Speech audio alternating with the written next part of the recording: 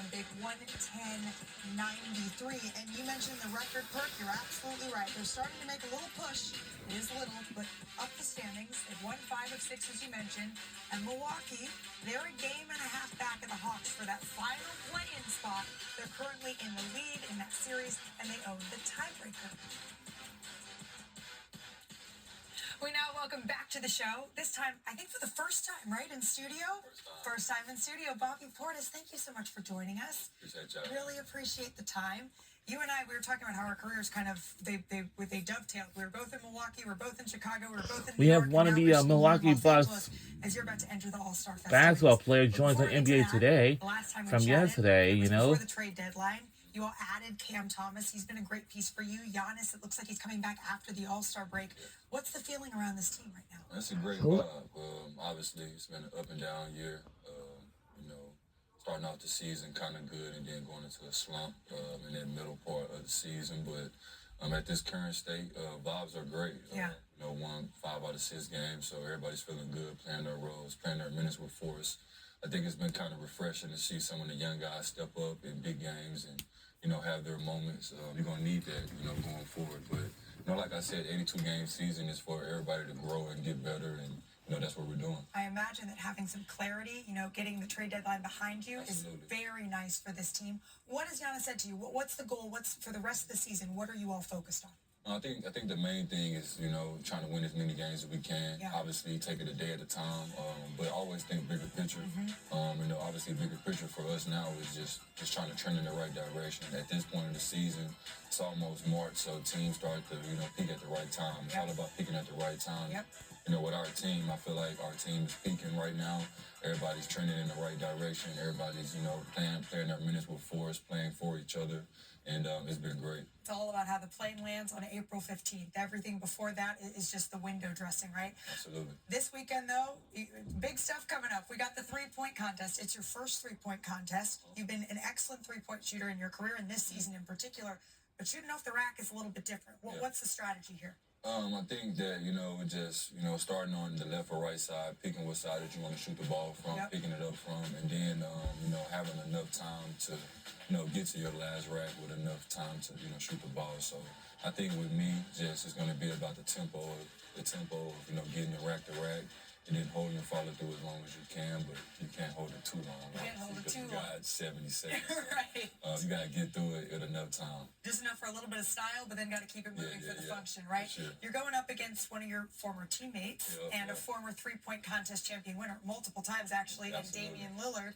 What do you think about that competition? Any friendly dinner wagers on the side? Crazy. Sunday, when they announced it and he put it on his story, I actually commented and he came back and said they need a little bump. So I'm super excited for him to be in the competition again. Obviously, played with him last 2 seasons and had a freak accident happen with his injury. So it's going to be good to see Dame Dollar in action. I'm pretty sure all the fans are super excited. Yeah, I think so. The energy around Damian Lillard always in the three-point contest, it makes for very worthy competition. For sure. But let's not sell yourself short over here because you're shooting 45% on threes. You have been a lights out on catch and shoot threes. Do you want to walk us through your form a little bit?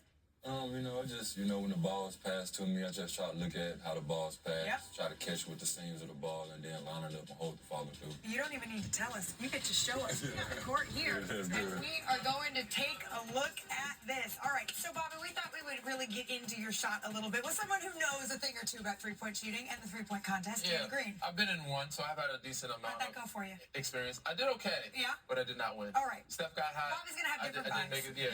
It's on you now, big dog. You got to be the best shooting big now outside of Karl Anthony Towns. But take us through some of the mechanics that you usually have and that might have changed when it comes to shooting in this contest. I think that some of the things I've changed is obviously, when I shoot regular, I have a little dip. Okay. Show the fans how your normal dip would be. You pass it to me, you normally pass it, just a little slight dip, pause right here. And what does that change? What does that do for you when you have that little dip? I think that now, obviously, when you take it off the rack, you have to get it off with a little more, speed. Yeah. But you want to shoot it, fast, but still shoot it, accurate. Right. So talk about the mechanics, the follow through the base and everything that comes into play when you're making or taking the shot?